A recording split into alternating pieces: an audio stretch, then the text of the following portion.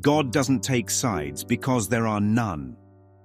There's a phrase that's often thrown around in spiritual circles, usually to inspire confidence or reinforce a sense of divine favor.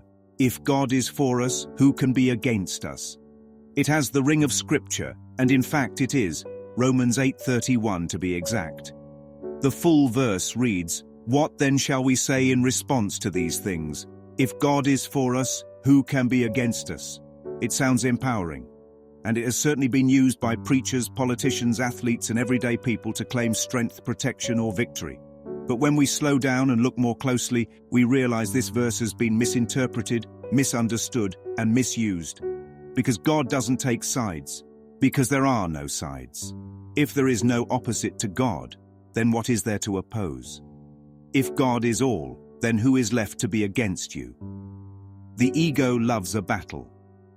If God is for us, immediately implies that there is an us and a them, a camp that has God's approval and one that doesn't. The verse is often read through the lens of identity, race, religion, nation, gender, personal struggle. But once you insert division into the presence of God, you're no longer talking about God. You're talking about ego. The ego is built on separation. It thrives on opposition. It projects conflict, creates an enemy, and then seeks divine validation for its fear. But the God who is one cannot participate in illusions of division. To be for anyone, God would have to be against something. But what would God oppose if God is all? The illusion of the battlefield. The question is not, is God on my side? The real question is, who is the me that needs a side? Because if there is only one Son, one Christ, one creation of God, then who could be left to stand against it? Who else is there? God is not a bodyguard defending your identity. God is not a patriot waving your flag. God is not a parent picking favorites between siblings. God doesn't join your war. He undoes the battlefield.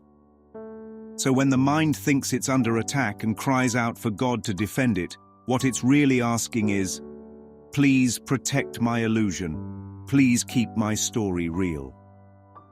But God doesn't reinforce illusions. He doesn't strengthen the dream. He awakens you from it, the one who needs protection. If I believe I need protection, then I must still believe in vulnerability.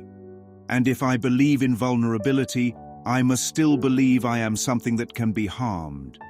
And if I believe I can be harmed, I must still believe I am a separate self, a body, a personality, a name. That me is not who God created.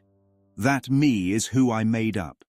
And so the call to battle, the claim of God is for us, becomes nothing more than ego echoing into the void, hoping the light will shout back. But light doesn't argue, it just shines. The real meaning of the verse. If we truly understood Romans 8:31, it would not give rise to pride or false confidence. It would dissolve fear. It would remind us that there is no them. It would not make us feel special. It would remind us we are shared. If God is for us, yes, but not the us of race, nation, or religion. God is for what He created, and He only created one thing, that which is eternal, that which cannot be threatened, that which cannot oppose or be opposed.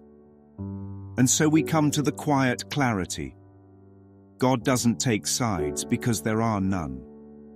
There are only projections we made and judgments we carry. And when we finally lay them down, we find that nothing was ever against us. Because in truth, there is nothing but God.